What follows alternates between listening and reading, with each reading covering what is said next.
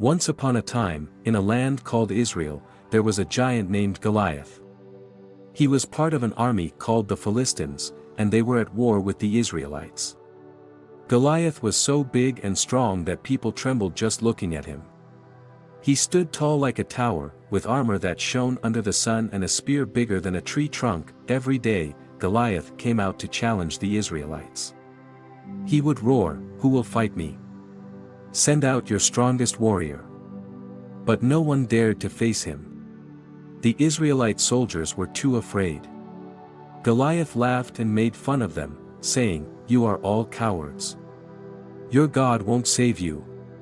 King Saul, the leader of Israel, was worried. His soldiers were scared. And no one wanted to fight the giant. What could he do? Goliath had been challenging them for 40 days. The king even promised riches and his daughter's hand in marriage to anyone brave enough to fight Goliath, but still, no one stepped forward. Far away, in a small village, there was a young shepherd boy named David. He was the youngest of 8 brothers, and he spent his days taking care of his father's sheep. David was not big or strong like the soldiers, but he loved God with all his heart. One day, David's father asked him to take food to his brothers, who were fighting in the army. David excitedly packed the food and set off for the battlefield. He had no idea that this would be the most important journey of his life. When David arrived at the battlefield, he saw the soldiers hiding in fear. He also saw Goliath standing across the valley, shouting his usual challenge. David was shocked. "Why is no one fighting this giant?" he asked. His brothers were angry at him and said, "You're just a boy. Go back to the sheep." But David wasn't scared. He believed that God was bigger than any giant. "I'll fight Goliath," he said bravely. His brothers laughed at him. You're too small. Goliath will crush you." But David was determined. He went to King Saul and said, "Don't worry. I will fight this giant." King Saul looked at David, puzzled. "You're just a young boy, and Goliath is a mighty warrior. How can you fight him?" David told the king how he had fought lions and bears while protecting his sheep. "The same God who saved me from lions and bears will save me from Goliath," David said confidently. Saul wasn't sure, but he saw that David had great faith. "All right," said the king, "may God be with you." Saul offered David his own armor, but it was too heavy. David could barely move in it. "I can't wear this," David said. Instead, he took his simple shepherd's sling and 5 smooth stones from a nearby stream, with nothing but his sling and his faith in God. David marched toward the giant. Goliath saw David coming and laughed. "Am I a dog that you come at me with sticks?" he shouted. He couldn't believe that the Israelites had sent a boy to fight him. David wasn't scared by Goliath's mean words. He stood tall and said, "You come at me with a sword and spear, but I come at you in the name of the Lord Almighty." Goliath grew angrier. He stomped toward David, ready to crush him. But David didn't run away.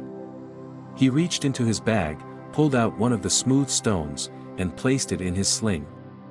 With a quick swing, David let the stone fly through the air, fast as lightning.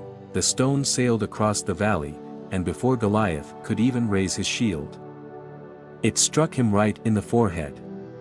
The giant stopped in his tracks, his eyes wide in shock. He stumbled for a moment, then fell with a thunderous crash to the ground.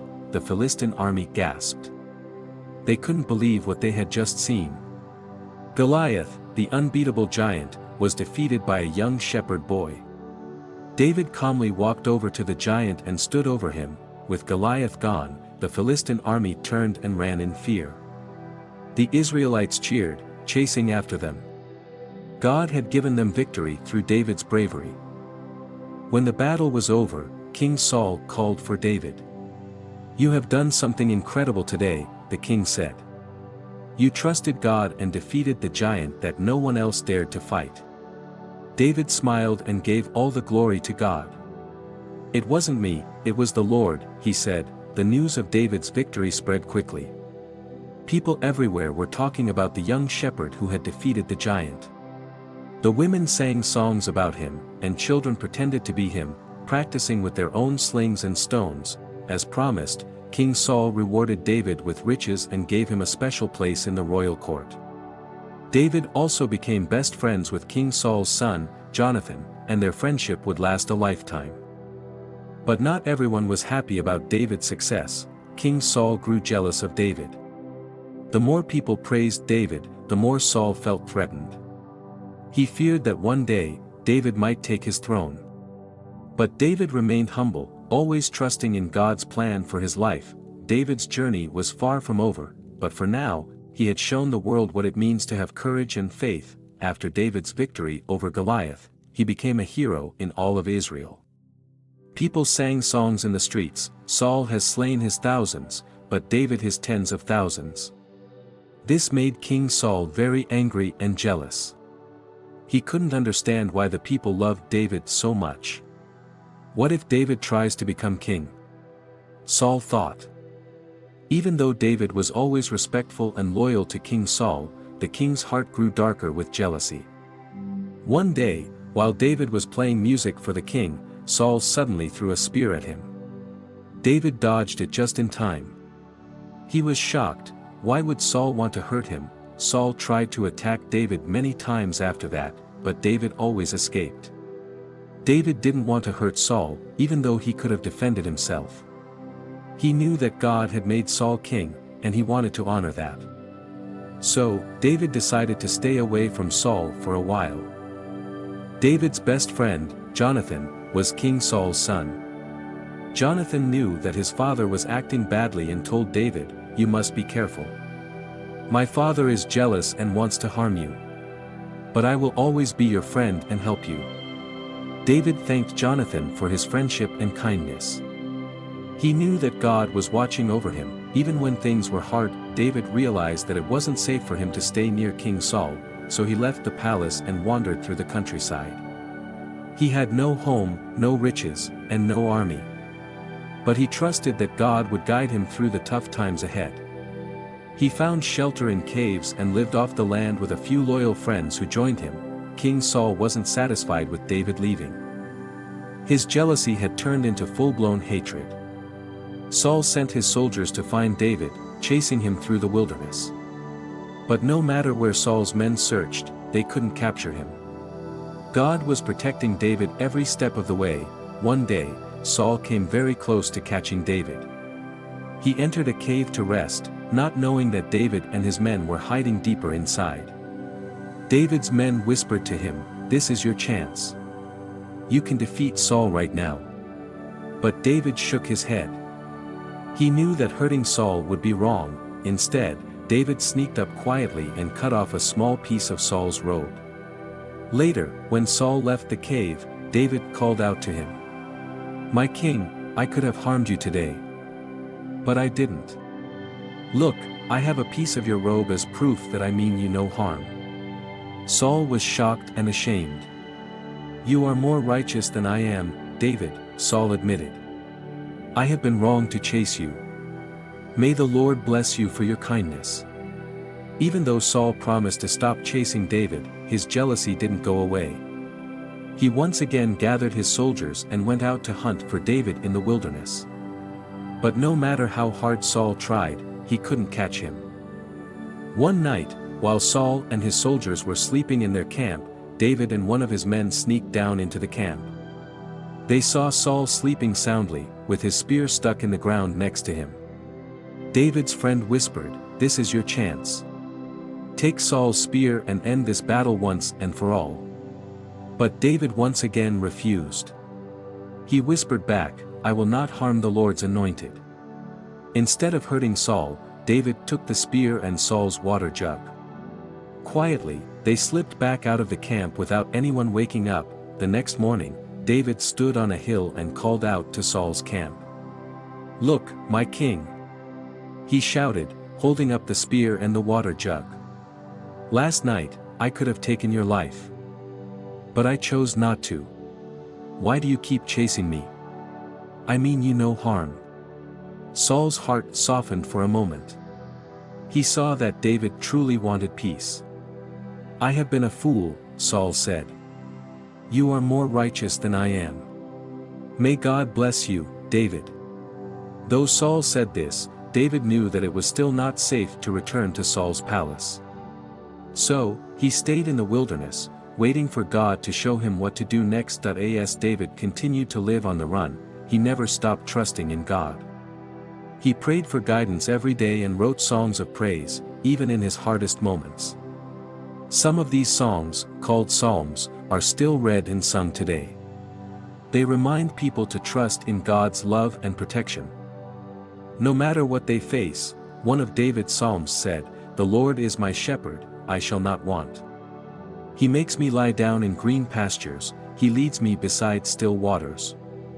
He restores my soul." These words show how much David trusted God to take care of him, even when he was hiding in caves or being chased by enemies. As time passed, more and more people joined David. They believed that David was the true leader that God had chosen for Israel. David's group became stronger, but he still refused to attack King Saul. He knew that God had a plan, and he was willing to wait for God's timing. Meanwhile, Saul's heart grew darker, and his kingdom weaker. Without God's guidance, Saul struggled to lead his people. But David, even though he wasn't on the throne yet, was growing into the wise and brave leader that God had destined him to be. David's journey wasn't easy, but he knew that God was with him. He trusted that someday, God's promise would come true, and he would become king. As David grew stronger and more people followed him, King Saul's kingdom began to crumble. Saul's disobedience to God and his jealousy toward David made it hard for him to rule the people of Israel. One day, the Philistines gathered their army to attack Israel. And Saul had no choice but to lead his soldiers into battle. But Saul was afraid, he no longer felt God's protection. Before the battle, Saul tried to get advice, but God did not answer him. This made Saul even more fearful. He knew he couldn't win without God's help, but it was too late. The Philistine army was strong, and Saul's heart was filled with dread. When the battle began, the Philistines quickly gained the upper hand. They fought fiercely, and Saul's sons, including his beloved son Jonathan, were killed. Saul was devastated. His heart ached with grief, but he knew he couldn't go on. With the enemy closing in, Saul decided to end his life. He fell on his own sword, and that was the end of his reign. The Israelites were defeated that day, and the Philistines rejoiced. But even though Saul had been David's enemy, David was deeply saddened when he heard the news. He mourned for Saul and Jonathan, the friend he loved like a brother. David wrote a beautiful song to honor them, saying, "How the mighty have fallen. Jonathan, your love for me was wonderful, more than that of a brother." After Saul's death, the people of Israel needed a new king, and many of them remembered how David had defeated Goliath and protected Israel from its enemies. They knew David was chosen by God. So, the people of Judah, one of the tribes of Israel, crowned David as their king. He ruled over Judah from a city called Hebron, but not everyone accepted David right away. Some of Saul's followers wanted Saul's family to continue ruling. A man named Ishbosheth, one of Saul's sons, became king over the rest of Israel. This caused a split in the nation. Judah followed David, while the other tribes followed Ishbosheth. For many years, there was tension between David and the other tribes of Israel. David wanted to unite the people, but he knew he had to be patient. He trusted that God's plan would work in its own time. David didn't rush to take power, he waited for God to open the right doors. Eventually, Ishbosheth was killed in a battle, and the leaders of all Israel came to David. "You are the one God has chosen to lead us," they said. "We want you to be king over all of Israel." David was finally crowned king of all the tribes, just as God had promised many years before. David moved to the city of Jerusalem and made it his capital. He was now the king of a united Israel, and God blessed him as he ruled with wisdom and kindness. As king, David wanted to honor God in everything he did. He remembered the Ark of the Covenant, the special box that held the 10 Commandments and represented God's presence with the people of Israel. The ark had been kept in a different town for many years. And David wanted to bring it to Jerusalem, the new capital, to remind the people that God was with them. David gathered his men and set out to bring the ark to Jerusalem. There was a huge celebration as they carried the ark on a cart. Musicians played joyful music, and the people danced in the streets. David himself danced with all his might, showing how happy he was to be in God's presence, but something went wrong along the way. The cart carrying the ark hit a bump, and one of the men reached out to steady it. But when he touched the ark, he fell down dead. David was shocked and afraid. He realized they hadn't been careful to follow God's instructions on how to carry the ark. David stopped the procession and decided to leave the ark in the house of a man named Obed-Edom for a while. For 3 months, the ark stayed there, and God blessed Obed-Edom and his family. Finally, David made sure everything was done properly, and they successfully brought the ark to Jerusalem. David and the people rejoiced once again, and David set up a special tent for the ark. He knew that God was with him and the people of Israel. David had become a great king, and Israel was growing stronger under his rule. But David's heart was always focused on God. One day, David thought about how he lived in a beautiful palace, while the ark of God was kept in a simple tent. He wanted to build a magnificent temple for the Lord. David told Nathan, the prophet, about his plan. Nathan at first said, "Do what is in your heart. God is with you." But that night, God spoke to Nathan with a different message for David. God told Nathan to say to David, "You are not the one to build a temple for me. Instead, I will build a house for you, a royal house. Your descendants will sit on the throne forever. And one day, a king will come from your family who will rule over the whole world. His kingdom will never end." David was amazed and humbled by God's promise. He went to the Lord in prayer and said, "Who am I, Lord, that you have brought me this far? You are so great, and your promises are wonderful." David thanked God for his faithfulness and trusted that God's plan would unfold in time. Though David wouldn't build the temple, he began to gather materials and make preparations, knowing that one day, his son would complete the task. And God's promise to David would point to an even greater king, Jesus, who would be born many years later as the Savior of the world.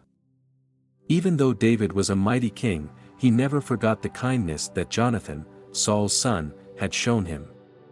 David wanted to do something special to honor Jonathan's memory. One day, he asked his servants, "Is there anyone left from Saul's family to whom I can show kindness for Jonathan's sake?" One of David's servants told him about a man named Mephibosheth, Jonathan's son. Mephibosheth had been injured as a child and couldn't walk. He lived far away and had been forgotten by most people. But David was excited to hear that Jonathan's son was still alive. He immediately sent for Mephibosheth and had him brought to the palace. When Mephibosheth arrived, he was nervous. He thought David might want to harm him because of the bad history between David and King Saul. But instead, David smiled and said, "Don't be afraid. I want to show you kindness because of your father, Jonathan." David restored all of Saul's land to Mephibosheth and invited him to eat at the king's table for the rest of his life. Mephibosheth was overwhelmed. "Why would you show such kindness to someone like me?" he asked. But David knew this was the right thing to do, and he was happy to honor his friend Jonathan by caring for his son.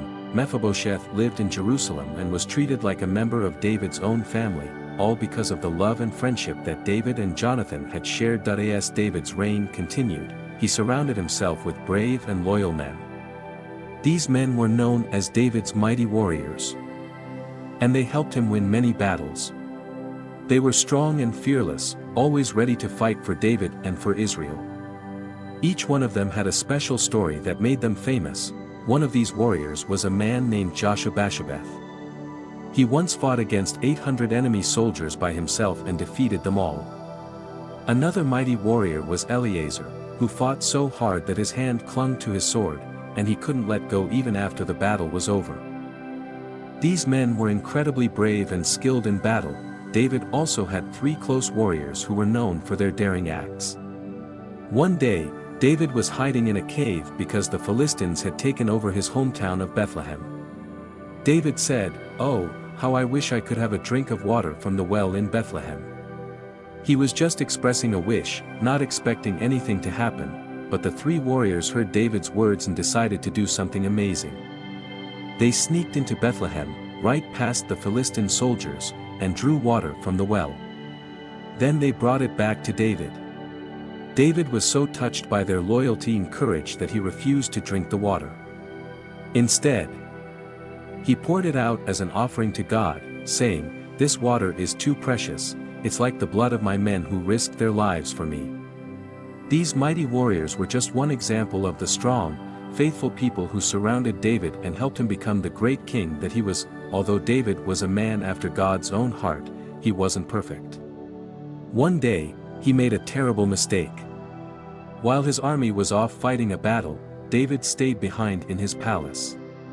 As he looked out from his rooftop, he saw a beautiful woman named Bathsheba.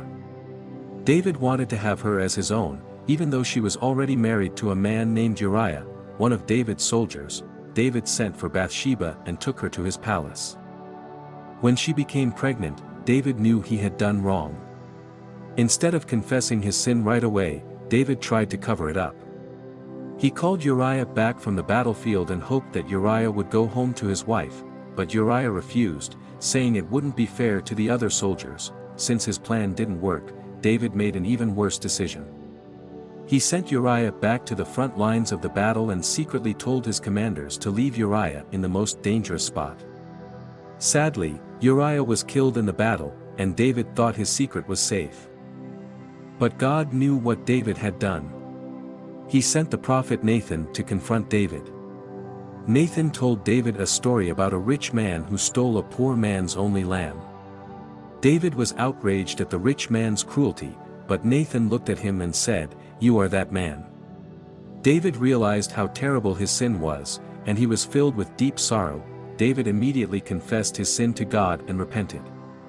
He wrote a beautiful prayer asking for God's forgiveness, saying, "Create in me a clean heart, O God, and renew a right spirit within me."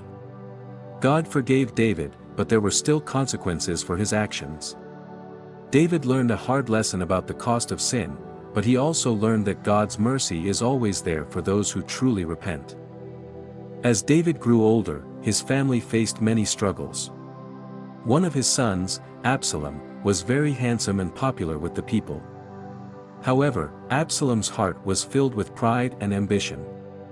He didn't want to wait for his turn to be king. He wanted to take the throne from his father, David. Right away, Absalom began secretly plotting to win the people's hearts. He stood by the city gates, listening to the people's complaints and telling them that he would be a better ruler than David. Slowly, Absalom gained a following, and eventually, he declared himself king. He raised an army and marched toward Jerusalem to take the throne from his father. David was heartbroken when he heard the news. He loved Absalom deeply, but he knew he had to leave the city to avoid a battle. David and his loyal followers fled Jerusalem and crossed the Jordan River. As he left, David wept, not just for his kingdom, but for his son, Absalom. David's army prepared for battle against Absalom's forces. Before the battle began, David gave one clear command to his generals: "Be gentle with the young man Absalom, for my sake." Even though Absalom had betrayed him, David's heart was still full of love for his son. The battle was fierce, and David's men were victorious. Absalom tried to escape, but as he rode his mule under a large tree, his hair got caught in the branches, and he was left hanging in the air. One of David's soldiers found him and, against David's orders, killed Absalom. When David heard the news, he was devastated. He cried out, "Oh, my son Absalom! My son Absalom! If only I had died instead of you." Even though Absalom had tried to take his kingdom, David's love for his son was greater than anything else. After Absalom's death, the people of Israel were divided. Some wanted David to return as king, while others were unsure. But David's loyal followers encouraged him to come back to Jerusalem and take his rightful place on the throne. David knew that his people needed him, so he made the journey back to the city. As David crossed the Jordan River on his way to Jerusalem, he was greeted by many people who were eager to welcome him back. One of the people who came to see David was Shimei, a man who had cursed David when he fled from Jerusalem. Now, Shimei was afraid and begged for David's forgiveness. David's men wanted to punish Shimei, but David showed mercy. "I will not hold this against you," David said. He wanted to restore peace and unity in Israel, not continue fighting in punishment. This act of forgiveness showed the people that David was a wise and just ruler. When David returned to Jerusalem, he found that the kingdom needed healing. There were still disagreements and arguments among the tribes of Israel, but David worked hard to bring the people together. He ruled with fairness, seeking peace for his nation. David's return to the throne marked the beginning of a new chapter for Israel. The people once again had a strong leader who loved God and wanted what was best for them. But David never forgot the lessons he had learned during the hard times. He knew that only with God's help could he continue to lead the people of Israel. David's greatest desire was to build a temple for the Lord, a permanent place where the people of Israel could worship God. However, God had told David that he would not be the one to build the temple, his son Solomon would. Even though David couldn't build the temple himself, he wanted to make sure everything was ready for when the time came. David gathered materials for the temple, collecting gold, silver, bronze, and fine wood. He made sure there were skilled workers and craftsmen who would be able to build the temple to honor God. David even wrote down detailed plans for how the temple should be built. David also spoke to the people of Israel and encouraged them to support the building of the temple.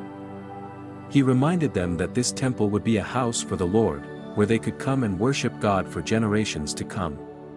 The people responded with great joy and gave generously of their wealth to help build the temple. David's heart was full of love for God, and he wanted everything about the temple to reflect that love. Even though he wouldn't see the temple finished, he trusted that God's promise would be fulfilled through his son, Solomon. Before David died, he gave his son Solomon some important advice. He told Solomon to always follow God's commands and trust in his wisdom. "Be strong and courageous, and do the work," David said. "Do not be afraid or discouraged, for the Lord is with you." David's life had been full of highs and lows, but through it all, he had learned to trust God in everything. And now, as he prepared to pass the kingdom to Solomon, David knew that God's plan for Israel was still unfolding.